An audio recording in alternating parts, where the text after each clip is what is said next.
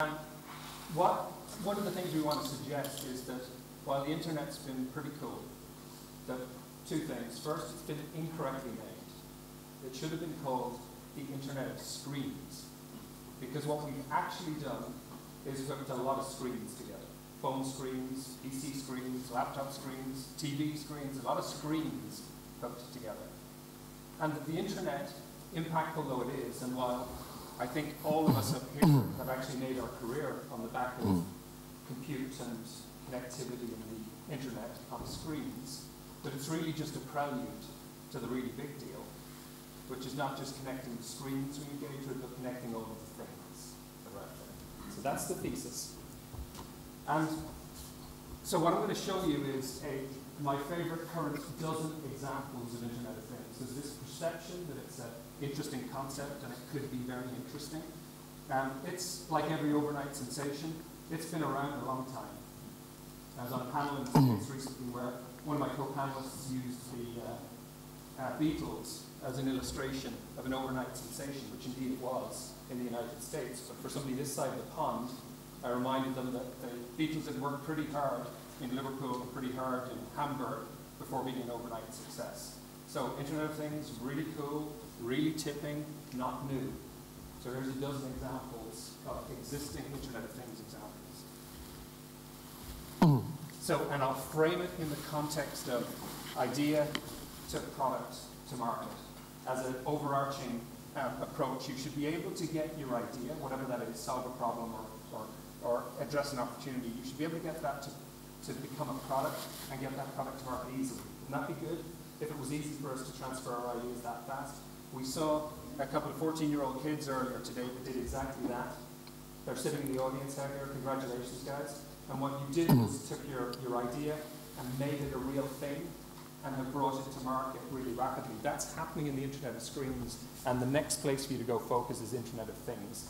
So here's 12 examples of it. I never thought when we were building silicon and Intel for the Internet of Things that this would be one of the applications, but it's kind of cool. The idea was a problem statement, and that is that rhino horns fetch about $1 million on the international market because of nonsense like it makes you look younger, it makes you more fertile, etc. And so these magnificent animals in Africa are being driven to the point of extinction. Well, they now have wearables. This is a wearable technology for rhinos. The hardest bit about deploying this technology is actually attaching it to the rhino. But once you do, it tracks their movement, it tracks their position, it tracks their health through gathering this movement data and translating it into usual or unusual behavior. And by looking at movement patterns and at scatter patterns among rhinos, you can determine when they're under threat from poachers and get folks out to deal with it. It's a thing, it's not a screen. It's smart, it's got some compute in there, it's connected to the internet, and it allows us to deliver an opportunity to reduce this horrendous problem for these magnificent animals. A little bit more prosaic, but equally something we're familiar with. You used to see in this picture, overflowing rubbish bins. What if you were to take that thing, it's not a screen, it's a thing, and make it smart so it knows how full it is. So I'm filling, I'm this full and this is how fast I'm filling. And then connecting it to the cloud so that you can predict when it's going to hit the point of 90% or overflow, so that you can route your trucks to pick it up at the right time. Does that make sense? It's just a thing, but by making it smart and connected, you can suddenly solve a significant issue. This one was actually mentioned earlier. It's a pill bottle that you tell it what time you're supposed to take your pills, and it simply lights up when you go into the bathroom in the morning, saying, remember to take this pill. And if you don't notice the light on, you can tell it to send you a text message or to warn your caregiver that that tablet bottle was not opened that day. One of the biggest problems in medicine is not the fact that we don't know how to fix stuff. It's that people like me don't get around and consuming the drugs we're supposed to. It's an enormous issue, easily fixed by taking a thing called a pill bottle and making it smart and connected. The ag folks talked a bit earlier, and a brilliant Irish company called Dairy Master has made an observation on something pretty important in dairy. How many of you out there recognize this particular activity? Right, it may not look terribly elegant, but that is a cow informing you that it's in heat, which is happening about every month. And if you miss it, you miss a month worth of milk. It's a very tangible loss of revenue. If you knew that was happening rather than wandering the fields, wouldn't that be kind of a useful thing? So what Dairy Master have come up with is this necklace for cows, a little easier to put on than the rhino case. But it's a necklace for cows, and it learns the distinct pattern of a cow jumping in that manner when it's in heat. A little bit more big business. Kevin is a VP of operations in Daikin, a company called Daikin McCrae. They make these things. These are air conditioning systems. So they're smart things. You tell it what temperature you need, and it removes or increases, removes heat or adds heat to a room like this. So this is a smart thing. But by getting this thing and making it a connected thing, what Kevin's able to do is to get maintenance activity to that air conditioning unit before it breaks down, and not waste time rolling trucks to a system that doesn't need maintenance. That sort of makes sense? It's preventive maintenance, everything that's out there. Wouldn't it be nice if your washing machine had this input? What I always find in my house is the washing machine never breaks down until that worst possible moment, right? It's always the worst possible moment. There's no need for that to happen. The torque on the motor tells you it's about to break. That should be, the machine should be intelligent enough to be aware of it and connected so that it gets somebody in to fix it before you have to. Number 7, John is COO of a company called Rudin. They own a couple of million square feet of real estate in New York, including this building here. And they have problems like water leaks. That was their first issue. They know there's a water problem when they see the stain, and sometimes they know there's a water problem when it's pouring all over somebody's apartment or over a retail facility. Bit of a problem when it occurs, lots of money to fix it. Trivial things to fix if you make the water tank smart and connected, so it says, I'm overflowing, something's unusual. In this instance, it was literally a microphone listening to it, saying, what should the tank sound like? It should be silent with the odd hissing briefly. And when they went into some tanks, they find that they hiss all the time because there was a continuous overflow occurring. They now install this for security purposes, for retail purposes, etc. Brian runs a transport company called SAIA. Same idea. He's taken his trucking fleet and made it smart and connected so that you put the goods into this truck in an order that's consistent with the order in which they need to be taken out, and it optimizes the route that you go with some unusual findings. For those of you who live in the States where the rules are that you can take a turn on a red light. It turns out the optimum path isn't always the shortest route. It's the route that keeps you moving most often. So interesting insights from taking a thing called a truck, making it smart and connected. At 5, this is our own very Dublin. This is how we used to do air quality monitoring for our city. This thing up here with a red around it, blown up here, is how we now do it. Martin is out there, and Intel Labs have put this system in place so that we've got not only monitoring the health of the environment, but doing it in a smart and connected way. Number 4, more than half of us, I think, are from the not so fair gender. So just a little message for us. We're not generally regarded as good on the EQ front. Right? Our emotional quotient isn't as high as our spouses would like us to be. Certainly mine isn't as high as my wife and 2 daughters would like mine to be. And so they applaud this particular solution. A new designer who works with us in Intel observed this issue of men just don't get the messages, and I need to communicate it in a more overt manner. And so she's 3D printed and placed intelligence and connectivity into the clothing so that when our behavior isn't quite what it should be, it sends out applause message. You know, my wife tells me I should be ashamed to applaud this thing. I just want easy messaging. This is great. At number 3, a company called SteadyServe observed a problem that I imagine in an Irish audience, many of us, certainly I have worked in bars. What's one of those fundamental problems is when's the keg empty? How do you know? You go and shake the thing. It's not a very good process. And you either deliver a pint of froth or you waste drink. A 7,000-year-old industry, but we still waste the stuff by throwing it away. What they come up with is a very simple exercise of putting a wirelessly connected smart scales, and you calibrate it to empty and full, and so it simply monitors the degree of fullness of the keg and all the kegs downstairs. You hook it to your cloud application. It tells you on your phone or your tablet or your PC where you are at fill rates and when you're going to run out, so that somebody goes down and empties it out. At number 2, for those of you who aren't from Cavan, maybe not all of you are from Cavan, great footballing county, right? All the way since 1948, since the last victory for Cavan. But I'll tell you 2 things. One is we won the last 4 under-21 Ulster titles, so watch out, Cavan is coming.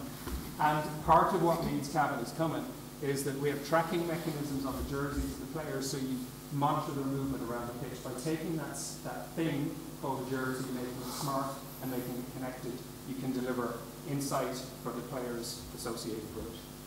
So rhinos, rubbish bins, tablets, cows, air conditioning, building, truck, city, dress, beer, sports jerseys. Is this a concept or a reality? It's happening, and we can choose to engage with it or not. And I'll leave the number 1 to somebody who needs no introduction.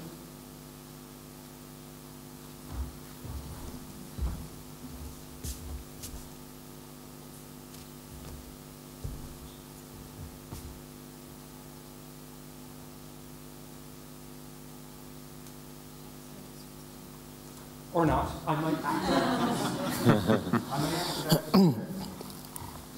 that. But number 1 on my list, what do you think? What would be a cool, smart, connected thing? Tesla, for sure. Smart connected car would be cool. You got it? No? What we'll do, let's cut it here and we'll find the connection. I'd like to run this sub 2-minute video for you for our number 1 slot. So we'll hold that. That's fine. Yep. No, great overview. And I think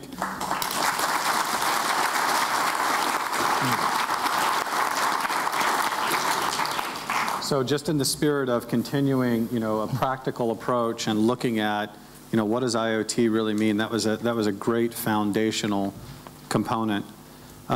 Caroline, let's shift gears a little bit and move over to you. Flextronics is an absolute leader in supply chain solutions, design, manufacturing, distribution, aftermarket service. You have incredible sort of frontline visibility into all the changes that you're seeing with IoT as it's moving across the globe. As the CEO, what's your perspective on IoT and what's it look like across your company and how's it reshaping your businesses that you see today? Thanks, Bill. Yeah, great question. So for Flextronics, when we think about the Internet of Things, we actually have inside our own house, we talk about it as the intelligence era. So we liken it back in the 1750s when the steam engine was created. And what actually happened to the world economy and commerce at that point. We're supposed to be, I saw that. And you roll that on 100 years where it had a €200 impact per capita or 0.5% of GDP. You go through the modern age of Henry Ford in the car, we had the Marconi brothers, and you move it forward into the information age or the digital information age and what's occurred here. That increased to $6,000 per capita, and it increased to 2% GDP worldwide. And when you think about what's happening in the intelligence of things and connecting not just point-to-point devices, but multifaceted in connectivity and how it's changing the world and changing lives. By 2025, we believe it's a $14 trillion market. You have over 70 billion devices connected. And that's only relevant if it's meaningful to us as a users and the economy itself. It's actually estimated that it would be worth about 15,000 euros per capita.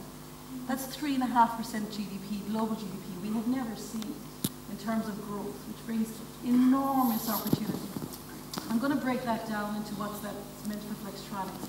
I run one of our business groups, which has 5 sub-segments. It's about 40% of the company's revenue.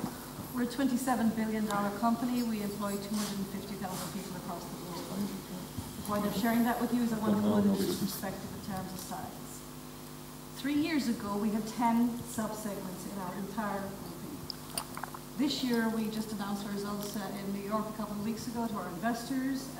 For the highest results we've ever had in 3 years, primarily driven by 3 new business sectors that did not exist inside of Flextronics 3 years ago. One is wearables. It's now over $1 billion of business for us. We make significant gross margins from it. And the industry is going to be, or at least forecast to be, $1 trillion by 2020. In 5 years, it's $1 trillion market. So wearables for us is not just in your clothing, it's actually moving into luxury goods. We're now hosting meetings with the Diana Fostenbergs of the world. We're hosting meetings with Water Crystal.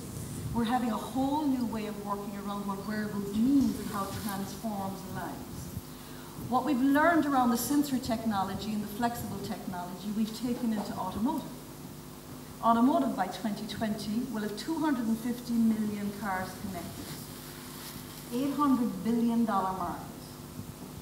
And what we're doing is embedding sensors into safety belts. We're connecting those sensors into the actual electronics in the car, and we're doing a complete loop. But we built that technology in wearables. We now have an automotive business that's exceeding $2 billion this year. I'm going to roll it forward to digital living.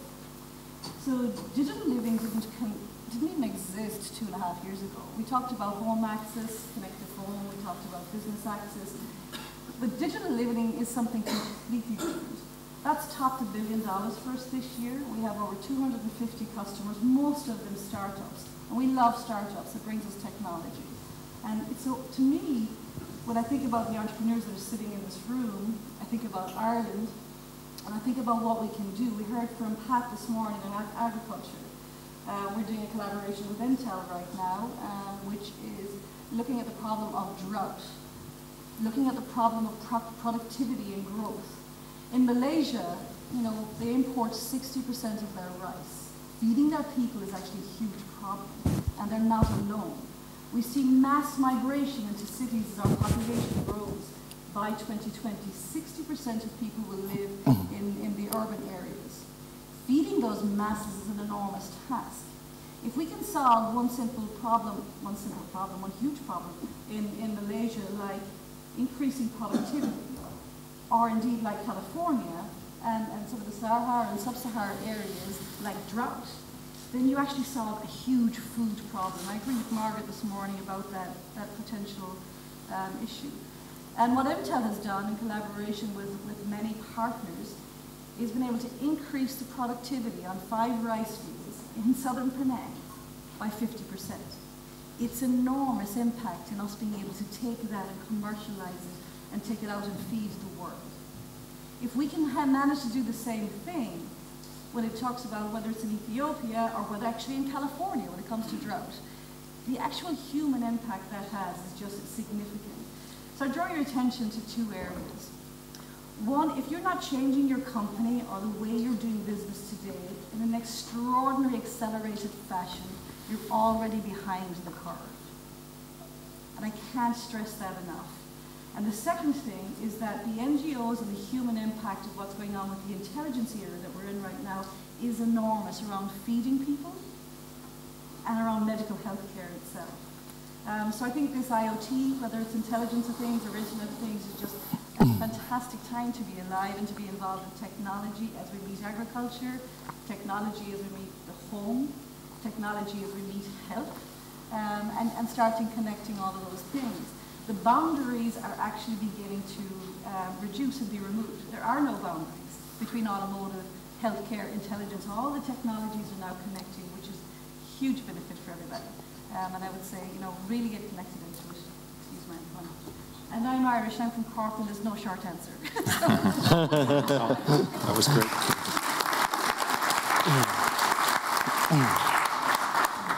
No, Caroline, I think that was an excellent, insightful perspective on how you're kind of staging your company, new growth areas you're seeing. Thank you very much for that detailed response.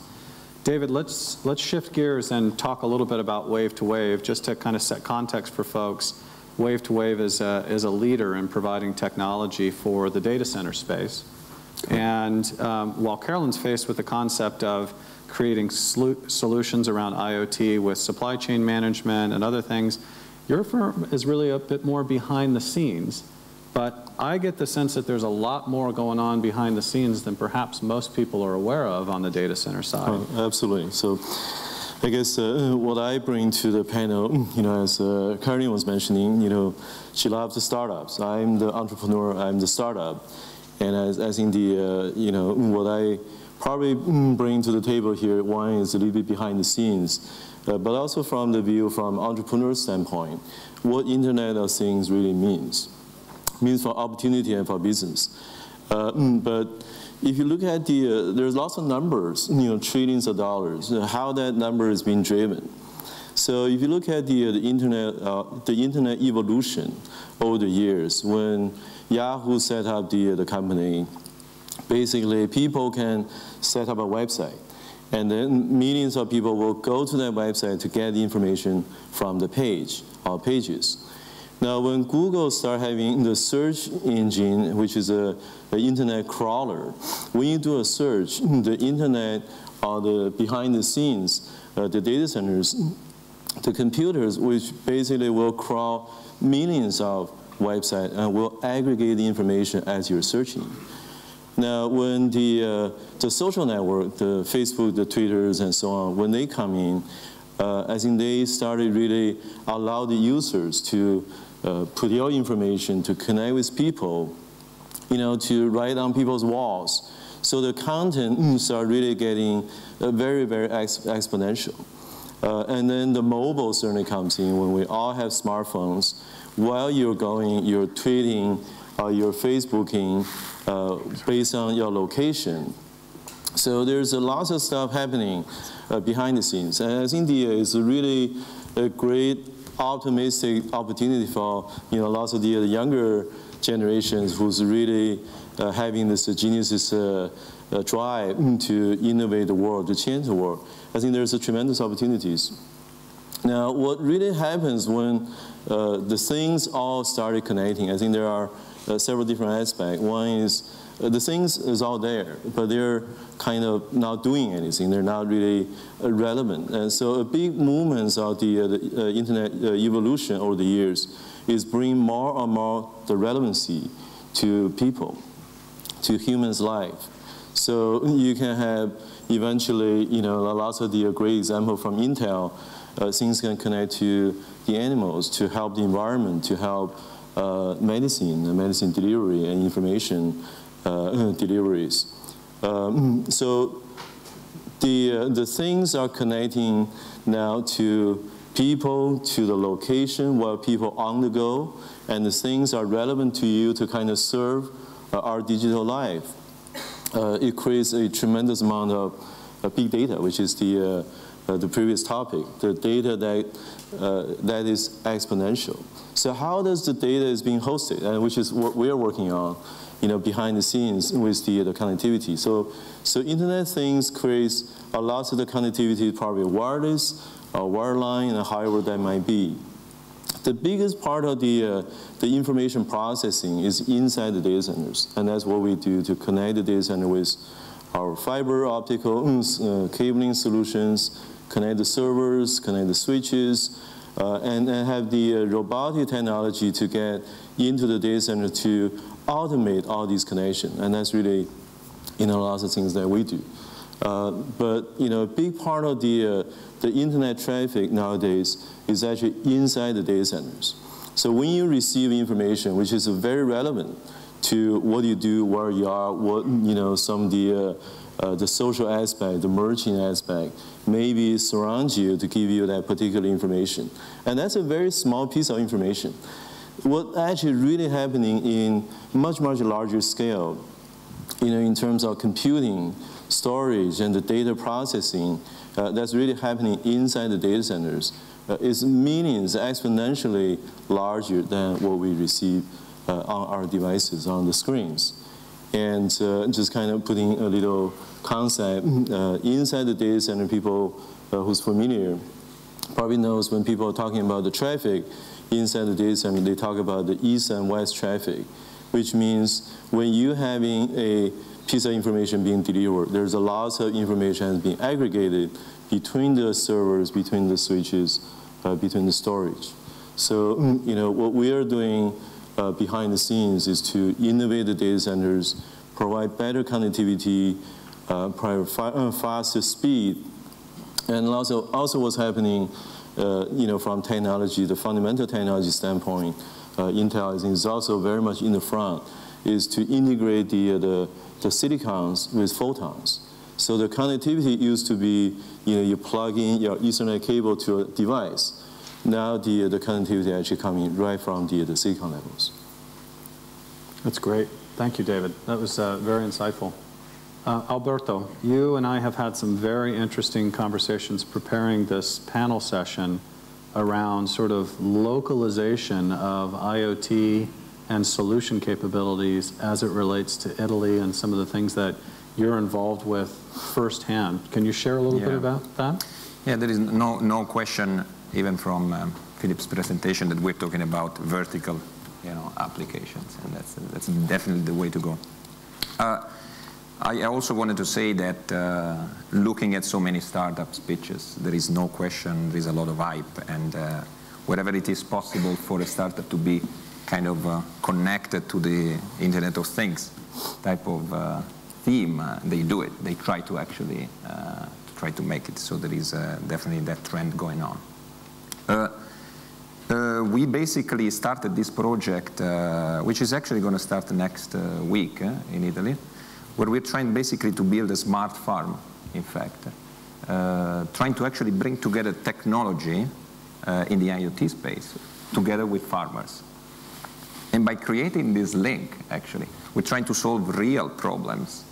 And that's, I think, and this theme has been coming up many times today, solving real problems and actionable type of information is indeed the most important thing.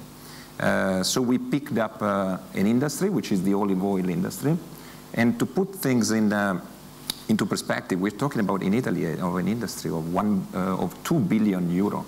So 1 billion contribution to the national trade balance. There are in Italy 50 million olive oil trees. And the source of jobs every day, 50 million work days employed. Now, the problem is that last year, this industry lost 35% in revenue due to a disease. And that's a lot of money, that's a lot of job losses. And things got even worse this year with a bacteria. It's a very exotic and nice sounding name, but this bacteria is basically threatening 60 million olive oil trees out of the 250 in southern Italy. Now, you can imagine how big of an impact for the economy this problem is. The issue is when growers are realizing that there is a problem, it's definitely too late. And that's where I think the IoT and the technology can definitely come in, to basically aggregate information, digitizing trees, and giving growers the opportunity to realize that there is a problem when it's still possible to take actions. So in fact, what we're really doing is we are creating a smart farm project together with the local government, and something that I'm involved in, and that's what actually we have been talking about. So I'm actually investing into that, and I'm really heavily supporting this, bringing the best technology close to the growers, and together they can actually build solutions that they can be relevant to them. So we will be having startups coming from San Francisco, using drones flying over olive oil trees. Actually, we have also taken this forward, including citrus, including stone fruit suits, and obviously vineyards, which for Italy is a relevant type of crop, obviously, as you can imagine, it's really value added. And another company is coming from Florida. In this case, they're not using aerial images, data analytics, but they're using 3D laser scanners built on tractors. And then we have other companies from Germany, from Italy, obviously. And so what they're going to do is, in fact, to deploy these solutions vertically together with the farmers, trying to fine-tune and find the best solution that they can be presented to them. And this is I think it's also an interesting approach, not just because it resolves specific issues, but it also gives an opportunity for startups, specifically when they are abroad and they need to scale up. Maybe they are, after close to their first round or Series A. So they need to actually start get closer to foreign markets, like in this case, U.S. companies coming to Europe, and it's I think an interesting approach for them to scale up and start growing internationally. So it's a win-win kind of business case, as someone would say. So I'm very happy to support this, and we're starting next week, actually. That's great. I think that's a perfect example of IoT and kind of localization coming together. Unfortunately, our panel is out of time. I do, however, want to give Philip the opportunity to perhaps verbalize the number one IoT example, because I think everyone is still on pins and needles out there wondering what it is. Yeah, there are many number ones, but what we'll do is make a link available, because there's a guy you may have heard of, made black holes cool. You know that guy, Stephen Hawking? And it's Stephen just giving us a brief description of his favorite Internet of Things example, which is a smart internet-connected wheelchair. So we'll make the link available. And if you think the five of us, despite our diversity, including an Italian accent, how good is that? That despite our diversity, we don't know what we're talking about, I'm sure you'll trust Stephen Hawking, so we'll make that available to you. Great. Thank you. Thank you very much. If you don't recognize my voice, my name is Stephen Hawking. I am the guy who made black holes cool. Yeah, I'm here to talk about a topic very personal to me. How science and technology can help people with disabilities. I've lived my life on the edge, pushing the boundaries of not just science, but what my body can do. Medicine can't cure me, so I rely on technology. It lets me interface with the world. It propels me. It is how I'm speaking to you now. It is necessary for me to live. I'm Intel inside myself. In the Connected Wheelchair Project, a team of Intel interns and employees from the Internet of Things group have built a sensor suite on the Intel Galileo board and created an app to seamlessly interact and analyze the information. A wheelchair user can now monitor important information about their health, the status of their wheelchair, and the accessibility of the places they visit, significantly improving their day-to-day life. This is a great example of how technology for the disabled is often a proving ground for the technology of the future. These technological achievements are due to the innovations and creative forces of developers like you. I challenge you all here to excel, to bring about the changes you want in the world. Keep pushing and never give up. Oh, that's great.